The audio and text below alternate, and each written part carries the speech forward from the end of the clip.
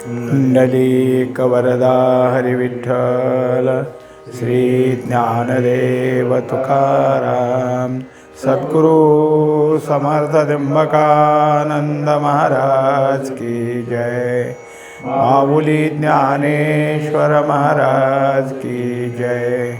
जगद्गुरु तुकाराम महाराज की जय। श्री गुरुदेव दत्त। अनुसंधान।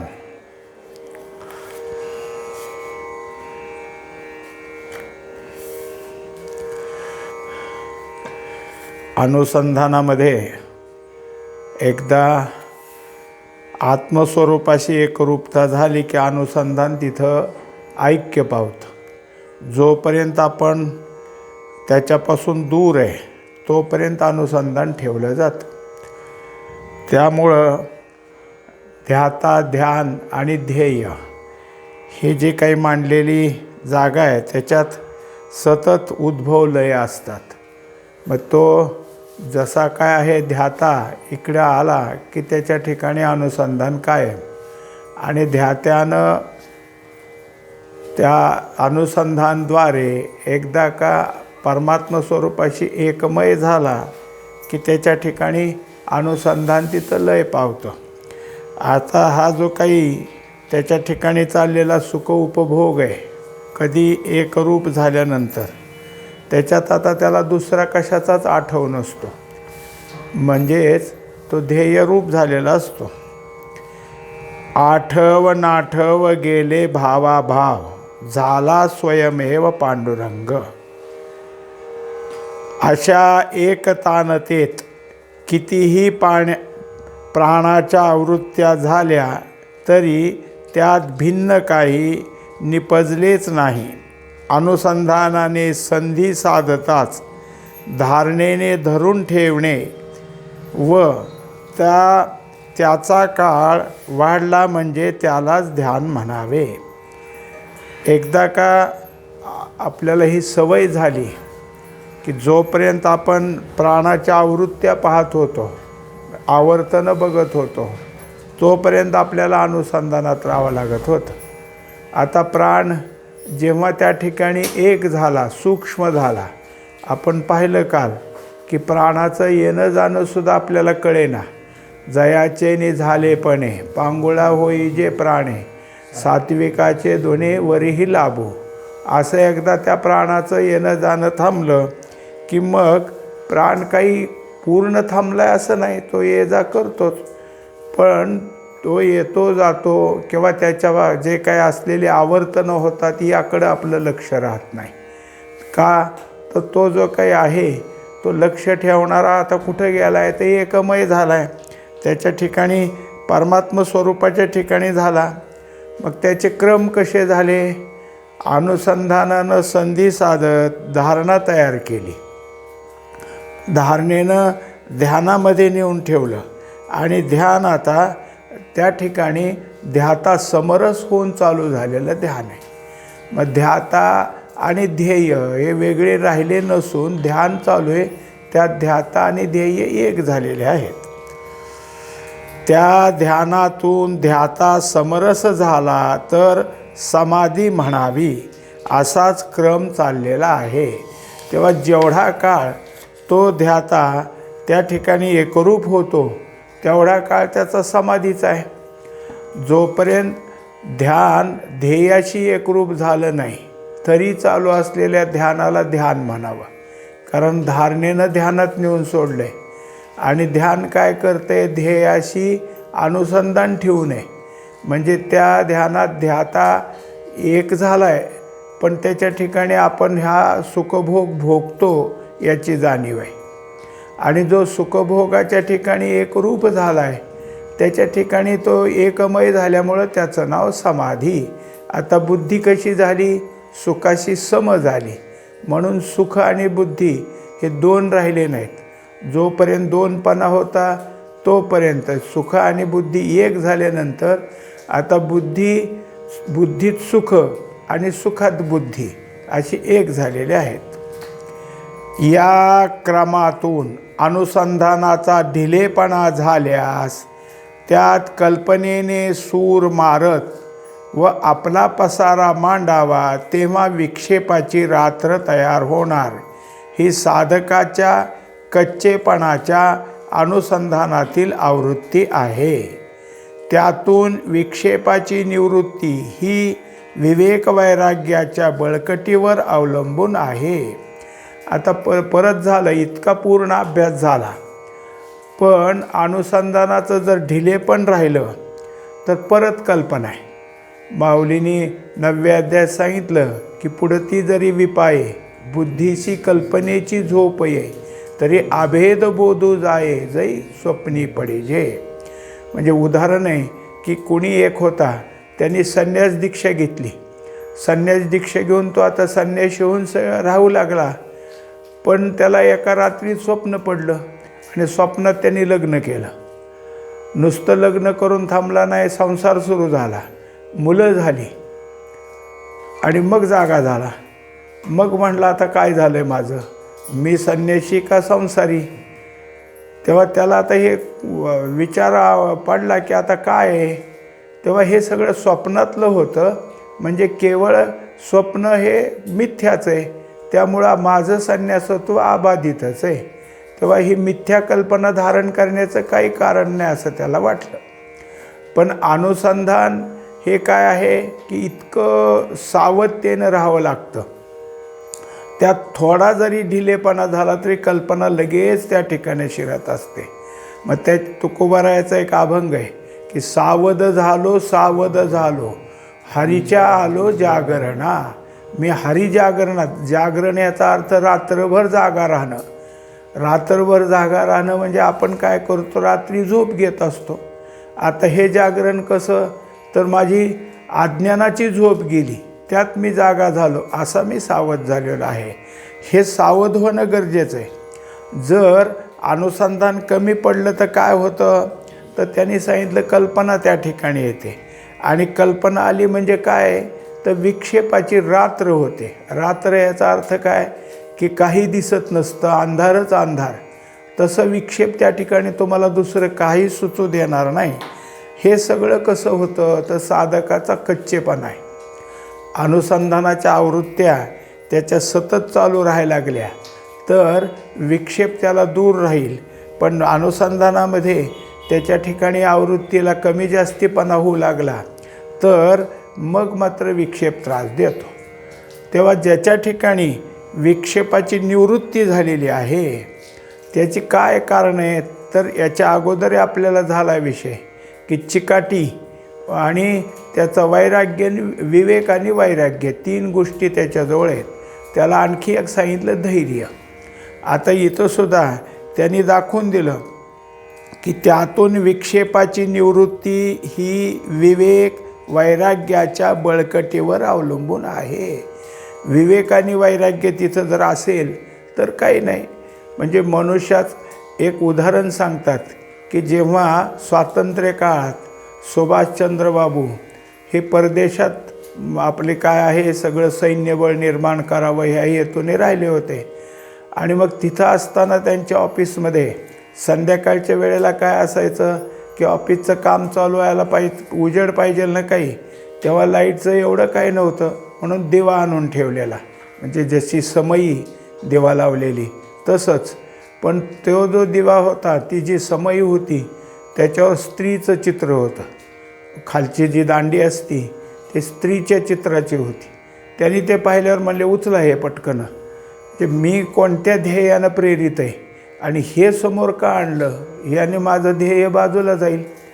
मग त्याच्यामुळं स्वातंत्र्य सैनिकाला ध्येय वेडे म्हणायचे. त्यांना त्यांचं ध्येयच प्रिय होतं. तर ज्या साधकाच्या ठिकाणी आपलं ध्येय प्रिय आहे तो साधक विवेकाला धरून राहतो आणि ध्येय चुकू नये म्हणून वैराग्याची बळकटी तो करून घेतो.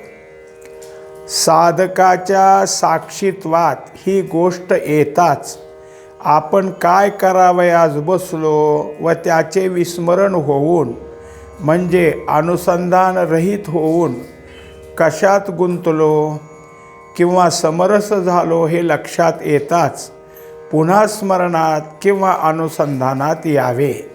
व विक्षेपाचा लय व्हावा, तो झालेला पाहावा, पाहून कळावा व पुन्हा अनुसंधान धरावे, असा हा क्रम आहे. तेव्हा बहुतेक गोष्ट अशीच होती की साधकाला आपलं अनुसंधान चुकलं आहे हे कधी कळतं, तर तो त्या कल्पनेचं साक्षीत्व करतो आणि मग त्याला लक्षात येते की आपण काय करायला बसलो आणि आपलं विस्मरण झाले. मग हे विस्मरण झालेलं कळताच पुन्हा अनुसंधान त्याच्या ठिकाणी होतं. मग विस्मरण किंवा पुढे येत असलेल्या कल्पना कधी आल्यात? अनुसंधान रहित वेळेला.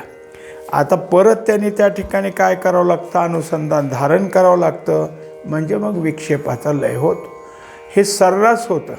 आपण पाहिले की भगवद्गीता किंवा ज्ञानेश्वरीमध्ये माऊलींनी कितीतरी वेळा आले, आता लक्ष दे, अवधान एकलेनी दे जे, अवधान पगळ कीजे, कितीतरी ठिकाणी आलं. ह्याचा अर्थ हे इकडं तिकडं जातच आणि त्याला परत परत सांगावं लागतं, लक्ष द्या, लक्ष देऊन ऐका, लक्ष द्या. हे जे काही कारण आहे की इकडं तिकडं जाऊ नये म्हणून तसं होतं. आणि मग त्याला दाखवलं की अनुसंधानाचं सुटणं, अनुसंधान धरणं असा हा क्रम आहे. हे क्रम त्याच्या ठिकाणी चालू राहतात. हा क्रम ही मायेचा साधकावर उपकारच आहे. बायको माहेरी जाते म्हणूनच तिच्याविषयी अधिक आवड उत्पन्न होते. तिला कधी पाठवावयाचे नाही तर तिच्याविषयीचा प्रेमभावही तिच्यातच समारमी राहतो. उलट घरात धुसफुसीला सुरुवात होते. यासाठी वडीलधारी माणसे नूतन वधूवरास मिलनात अधिक गोडी निर्माण करण्यासाठी सणावाराच्या निमित्ताने त्यांच्या जाणून बुजून वियोग करतात. त्या वियोगामुळे संयोगाची खरी खरी ओढ लागते, म्हणजेच अनुसंधानाची किंमत कळते. कल्पनेने वियोगाचे मध्यंतर तर कधी करून दिले नसते, तर संयोगाची किंवा प्रभुचरणात विलीन होण्याचे महत्त्व कळले नसते. म्हणजे आता ही गोष्ट झाली, हे साधकाच्या दृष्टीने वाटलं किती चुकतं आहे आपलं, आपण कच्चेच आहोत. पण दाखवलं की हे एक मायेचे उपकारच आहेत. माया आपल्या ठिकाणी जे विस्मरण करायला लावते ते, कारण जितकं विस्मरण होईल तितकी स्मरणाची ओढ लागल. म्हणजेच जितका जितका आपल्या ठिकाणी वियोग होतो तेवढा संयोगाची ओढ लागते आणि संयोगात वियोगाची भीती असते. म्हणजे आता जसं एखादा मनुष्य आहे आणि आला गावाहून की भेटणारे भेटतात, कधी आला ते म्हणतो आलो काल, कधी जायचं तर आला कधीचा प्रश्न, लगेच कधी जायचं. म्हणजे त्याला माहीत असतं की हा संयोगानंतर वियोग आहेच. मग ते भीती राहते, मग त्यांनी संयोगाचीच ओढ राहते. याच्यात हे जे काही सगळे आहे त्याला उदाहरण दिलं की पती पत्नीच्या ठिकाणी ती माहेरी जाणं म्हणजे तिची पुन्हा ओढ निर्माण होण्याकरताच आहे. मग पूर्वीच्या प्रथा होत्या की लग्नानंतर आमका महिना राहायचं नाही, आमके दिवस राहायचं नाही, तितके दिवस तिकडं राहा इकडं राहा. कशा करता? तर त्यांच्यातला जो काही प्रेमभाव आहे तो टिकावा म्हणून. याच्याकरता कल्पनेनं आपल्याला वियोग करून दिला खरं, पण पुन्हा भेटीचं प्रेम निर्माण झालं. भगवंताच्या भेटीमध्ये जावं हे प्रेम त्या ठिकाणी जागं झालं की प्रेम काय करतं? आपल्याला त्याच्यामध्ये जाऊन पोचवतं. आता त्या दोन्ही खुणा झाल्या. एक काय आहे, सुखाचा अनुभव घेणं, हे ज्ञानाची खूण आहे. आणि वियोगानंतर सुखाची ओढ लागणं, त्या गोष्टीचा परत परत ध्यास निर्माण होणं, ही प्रेमाची खूण आहे. नामदेव महाराज म्हणतात की माझे सुख मज दाखविले डोळा, दिधली प्रेम कळा. आणि पुन्हा ज्ञानमुद्रा, ज्ञानमुद्रेनं कळवून दिलं आणि प्रेमकळेनं त्याची ओढ लागून दिली. म्हणून ध्यानामध्ये आणि ध्यानाच्या मधल्या वियोग कालात प्रेमजागृती हा सगळ्यात महत्त्वाचा भाग आहे. जितकं प्रेम तुमचं जागं होईल तितकं वियोगात संयोगाकडं तुम्हाला जायची इच्छा होईल. आणि संयोग प्राप्तीनंतर ज्ञानानं संयोग प्राप्त झाला की प्राप्त झालेली वस्तू माझ्याच जवळ आहे हे पाहूनही प्रेम जागं होईल.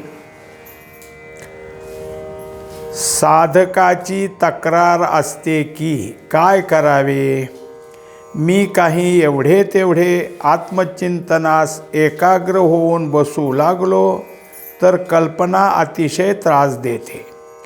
नको तो खेळ पुढे मांडते. त्यामुळे माझ्या भजनात मोठा खंड पडतो. तो खंड नसावा, अखंड भजन असावे असे वाटते. ही त्याची तळमळ अनुसंधानाची द्योतक आहे. कल्पनेने मध्ये खंड पडला नसता तर ही तळमळ उठली नसती. म्हणून नवीन साधकावर कल्पनेने उपकारच केला असे समजण्यास हरकत नाही. त्यामुळे अनुसंधान अधिक चिकाटीने होते व एकाग्रता अधिक काळ टिकणारी बनते.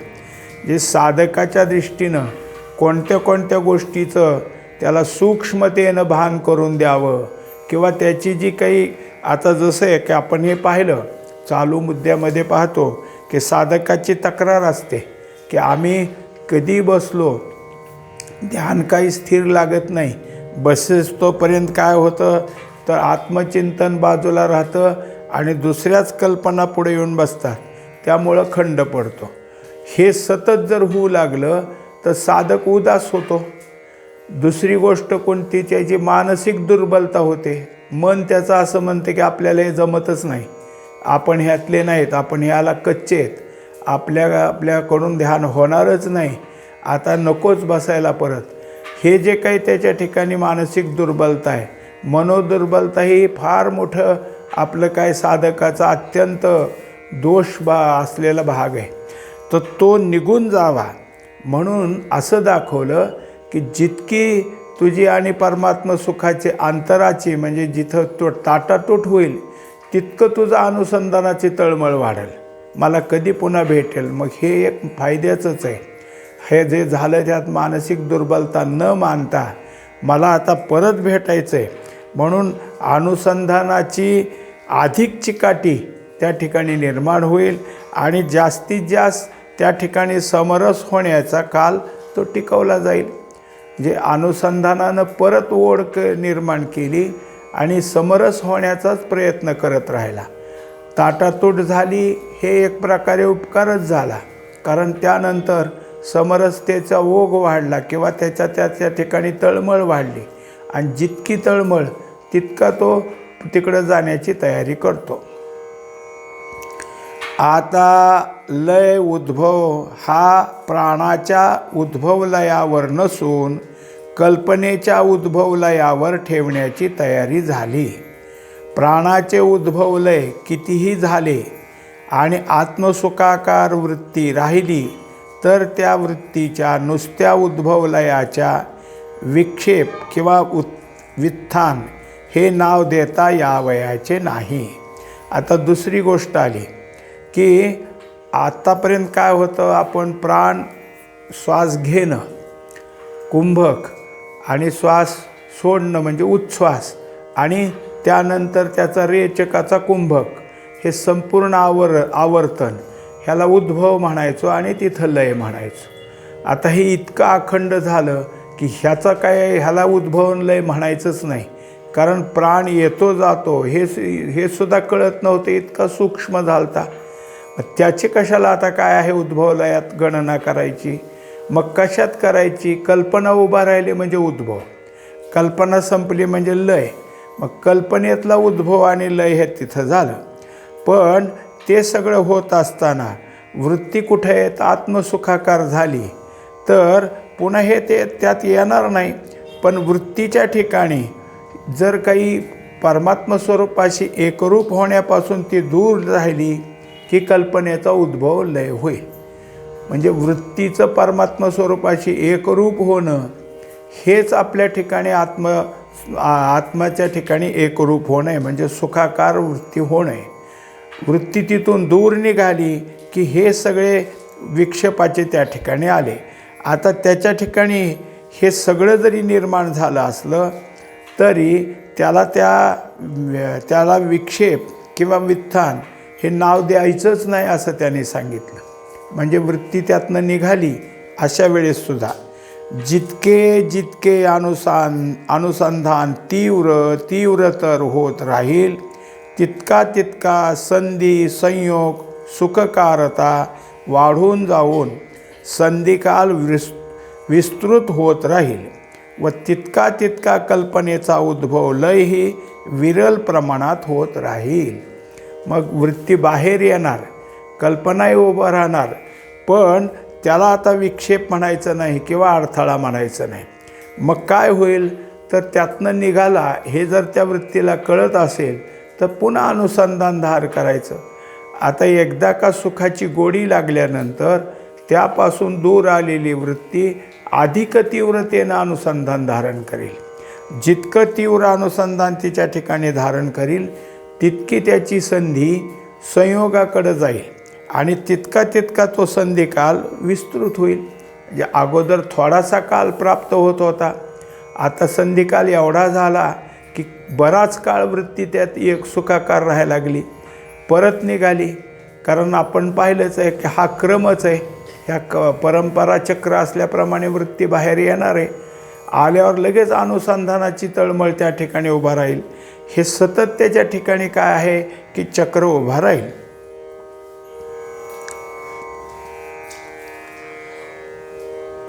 तसेच अनुसंधान व तन्मयता यांचेही एकीकरण होत राहून अनुसंधान केव्हा व तन्मयतेतील काल केव्हा हे निवडून काढणे कठीण जाईल. साधकाचा अभ्यासकाल जसा जसा वाढत जाईल तसतसा एकाग्रतेतील सुख उपभोग वाढत जाऊन कल्पनेचा उद्भव लय होणेच नाही. आता हे सगळं होत होतं, पण ते सगळं थांबेल. आता कल्पना उभा राहणार नाही, म्हणजे उद्भव नाही, लय नाही. पण कधी जसं जसा हा साधक अभ्यासकालात वाढत जाईल तसा, म्हणजे त्याचा अभ्यास जसा होईल तसा. आता याला थोडंसं दुसरं काय आहे की अजूनही असं आहे की कुठून येत होत्या कल्पना, कुठं राहिल्या कल्पना की त्या बाहेर यायला लागल्यात. तर याला एक दाखवून दिलं की ज्या कल्पना बाहेर आल्या त्या कल्पना तुम्ही कधीच अनुभवलेल्या नाहीत, अशा कधीच नसतात. आपल्याला कुठेही कसाही त्याचा अनुभव नाही अशी कल्पनाच उभा राहणार नाही. कुठंतरी ती पहिली स्मरणातच राहिलेली, स्मरणातनं कल्पना बाहेर येते. जे वस्तू आपण पाहिली नाही, जे एखादा पदार्थ आपण खाल्ला नाही, ज्या ह्याचा आवाज कधी ऐकला नाही, ते आपल्या कल्पनेत येईल कसं? कल्पनेत येतं ते कुठलं पूर्वी कुठंतरी अनुभवलेलंच. मग हे सगळं जसं आहे ते याचाच अर्थ ते कुठंतरी स्मरणात आहे अजून. आणि आता जर कल्पनेतलं येत असेल बाहेर तर त्यातले स्मरण तरी कमी होत चाललं ना. मग 18व्या अध्यायात सांगितलं आहे की जसं जसं तुमचं अव्यक्त भरलं आहे तसं तसं ते झिजतं. म्हणजे बोधाने अव्यक्तातलं सगळं झिजवायला सुरुवात केली. आता अव्यक्तात कल्पनेचा मागमूसही राहिला नाही, येईल कुठनं मग? जोपर्यंत त्याचं बियाणं अजून आत आहे अव्यक्तामध्ये, ते व्यक्त व्हायला बाहेर येणार. म्हणून हे सगळं आहे खरं, पण जोपर्यंत आपल्या ठिकाणी कल्पनेचं येणं जाणे ते एकदा थांबत जाईल. कधी अभ्यास वाढेल तसा एकाग्रतेतील सुखोपभोग वाढत जाईल आणि मग कल्पनेचा उद्भव आणि लय हे तिथं राहणार नाही. अशी स्थिती झाल्यानंतर आता अनुसंधान का धरावे असा प्रश्न पडलेला दिसेल. ज्या वस्तूचे अनुसंधान धरावयाचे तीच अखंड जवळ आहे, तर जवळ असलेल्या वस्तूचे अनुसंधान का धरावे असा प्रश्न पडेल. म्हणजे मग तो जरी एकरूप झाला, तन्मयतेत गेला, आता कल्पना उभा राहत नाही, मग अनुसंधानाचं काम संपलं ना. आता परत अनुसंधान धरायचंच असं का? धरावंच लागेल का? धरावंच का? म्हणजे आता आपल्या पुढं आलेले शंका किंवा ते एक प्रश्न म्हणून उभा राहिलेला आहे, त्याचा खुलासा करतात. आता आपण जो विचार करीत आहोत तो साधकाच्या आसनस्थ बैठकीच्या वेळेचा करीत आहोत. एवढ्या विचाराने आपल्या अनुसंधानाची पूर्तता होणार नाही. यापुढे जाऊन आपणाला आयुष्यातील सर्व वेळेचा विचार करावा लागेल. नेहमीच आसनस्थ बसून काष्ठवत कोणालाच राहता येणार नाही व काष्ठवत असणे अशी समाधीची व्याख्या धरून चालणार नाही. आता दुसरं काय आहे की काही जे काही आहेत की ज्या शंका कधी ना कधी आपल्या ठिकाणी उभा राहणार आहेत, त्या शंकेचं सुद्धा निरसन सहजतेनं होऊन गेलं. वाटत होतं की आता हे सगळं झाल्यावर अनुसंधान कशाला, तर त्यांनी सांगितलं तुमचं अनुसंधान तन्मयतेमध्ये एक झालं. पण ते कधी, फक्त आसनस्थ वेळेला बैठकीवर बसून तुमचं जे ध्यान चाललं आहे त्यात तुम्ही तन्मय. मग तो काय अखंड काळ आहे का? जेवढा काळ होईल तेवढे आसनस्थता संपली की मग सगळं जे काय आपलं आयुष्य आहे त्या आयुष्याचा सगळा चाललेला भाग अजून आहेच ना. एकंदरीत कल्पना करू आपण की 24 तास आहेत, 24 तासातले 6 किंवा 8 तास आपली झोप आहे. मग त्या 24तनं 8 गेल्यावर 16 तास राहिले. 16 तासातला 1 तास ध्यान आहे. मग परत किती राहिले तास? 15 तास राहिले. 15 तासात आपण अनुसंधान ठेवायचं आहे का? मग बाहेर फिरायला लागल्यावर आपलं राहिलं कधी 1 तासात. एकूण 15 तास राहिलेत ना की आपले बाह्य व्यवहार होण्यात किंवा बहिर्मुख वृत्ती होण्यात. अशा वेळेस तिथं कसं ठेवून जमल? बरं, हे जर सुख आणि ती समाधी आपली असेल, त्या समाधीत जर आपण एखादा लाकडाचा ओंडका असतो तसं स्थिर राहिलो, त्याला काष्ठवत म्हटलेत. तेच प्रकार जर पुन्हा बाहेरही राहिला तर पुन्हा 15 ताससुद्धा हे काष्ठवतच, काही नाही. मग काय आहे? ताटस्थ्या नाम समाधी म्हणता ज्ञात्याची ठकली बुद्धी, असे नाथराय म्हणतात. मग अखंड समाधी याची व्याख्या नाथांनी किंवा मागील सर्व संत श्रेष्ठांची निराळी आहे. तिला विथानच नाही. तर मग भूक लागली, तहान लागली असा प्रकारचे शरीर व्यापारास कल्पनेचा उद्भव असल्याशिवाय ते चालणार नाहीत. अशा कल्पनेचा उद्भव मानला तर वृथा मानावे लागेल. त्यामुळे अखंड समाधीची व्याख्या बनणार नाही. यासाठी एकाग्रतेचा अभ्यासाला जोडून म्हणून जागृतीत आसनस्थ नसताना अनुसंधानाचे महत्त्व सांगितले. जागृतीत सर्वकाल अनुसंधानात किंवा नामस्मरणात असावे व ते अनुसंधान न तुटू देता शरीर व्यापार चालावेत, असा अभ्यास सुरू झाला. आता परत काय झालं की उठून हे जागृतीत आले. पण जागृतीत बाह्य सगळं होत असलं तरी अनुसंधान पक्कं राहिलं पाहिजे. अनुसंधान किंवा त्याला आता दुसरं नाव दिलं नामस्मरण, हेही तुमचं टिकून राहिलं तर वर काय आहे, कोणतं काय चाललं आहे ह्याचं काहीच नाही. याचा अर्थ जागृती, आता जागृतीत आसन घातलेलं नाही. मग काय करतो आहे आपण? जागृतीचे व्यवहार करतो आहे. जागृतीच्या व्यवहारात आपल्या ठिकाणी अनुसंधान टिकलं पाहिजे म्हणून अनुसंधानाचं महत्त्व सांगू लागले. ते काय आहे तर जागृतीत तुम्ही सर्व व्यवहार करताना सुद्धा अनुसंधान किंवा नामस्मरण हे असावे आणि ते न तुटू देता शरीराचे व्यापार चालावेत. ह्यालाच अभ्यास करायचा आहे. हा अभ्यास टिकवण्यासाठी अगोदर अनुसंधान ध्यानस्थ पक्कं झालं, आता बाह्य उठून झाल्यानंतर पक्कं झालं. एक उदाहरण सांगतात की तुकोबारा एकदा असे चालले रस्त्यानं तर चिमण्या उडून गेल्या. ते म्हणले ह्या चिमण्याने मला का बिहावं? मग त्याने काय केलं, चिमण्या जवळ कशा येतील ह्याचाच अभ्यास चालू केला. मग जवळ बसले की जवळ दाणे टाकायचे, त्या चिमणी आपली यायची, परत मांडीजवळ यायची की उडून जायची, परत ते मांडीजवळ येऊन खायला लागली. मग तुकोबानं मांडीवर टाकले दाणे, आता मांडीवर बसून दाणे खायला लागल्या. मग तुकोबानं आपल्या बांधलेल्या वरच्या फेट्यावर, त्याला मुंडासं म्हणायचे, त्याच्यावर टाकलं. मग चिमण्या तिथं बसू लागल्या. परत तुकोबारानं तिथं दाणे टाकले आणि उठून उभा राहिले. उठ बस केली तरी चिमणी हाल्या, मग चालायला लागले. आता चालता चालता दाणे नसले तरी चिमण्या त्यांच्या खांद्यावर येऊन बसायला लागल्या. मग हे सगळं जसं जमलं, पण तेवढा त्यांना अभ्यास करावा लागला. मग तुकोबराय नामस्मरणाचा अभ्यास करायचे का चिमण्याजवळ येण्याचा? पण तो विक्षेप नको, त्या विक्षेपातही माझी जी काही स्थिती ती टिकली पाहिजे, याच्यासाठी हा 8 तास केला. आणि त्याच्याकरता शरीर व्यापारही तुटू दिले नाहीत आणि अनुसंधानही तुटू दिले नाही. मग आता ह्या दोन्ही गोष्टी कशा? अर्थात पारमार्थिक सत्ता आणि व्यावहारिक सत्ता, ह्या दोन्ही कशा? तर त्याने असं सांगितलं की पारमार्थिक सत्तेच्या अधिष्ठानावरच व्यावहारिक सत्ता आहे. व्यावहारिक सत्ता वेगळी नाही, पण पारमार्थिक सत्तेच्या आधारावर त्या सत्तेला धरून जर व्यवहार सुरू झाला तर झाला. मग व्यापार करत असताना हा व्यापार करणारं शरीर कोणाच्या सत्तेत चालतं आहे हे जर लक्षात ठेवलं तर, कोणाच्या सत्तेने मी पाहिलं, देखवी ऐकवी एक नारायण. मग आता तेच जर माझ्या ठिकाणी असेल तर कोणताही व्यापार झाला तर अनुसंधान कुठं चुकलं?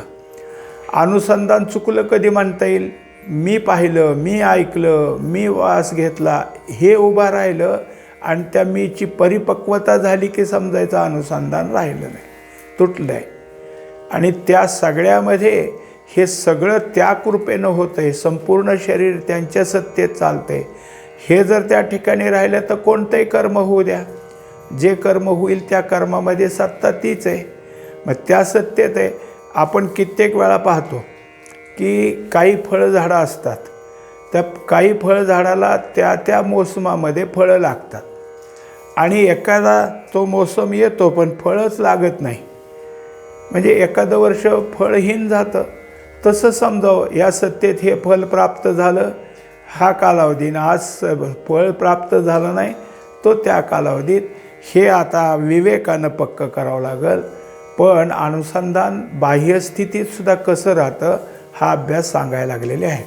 पुंडलिक वरदारी विठ्ठल श्री ज्ञानदेव तुकाराम सद्गुरु समर्थ त्र्यंबकानंद महाराज की जय.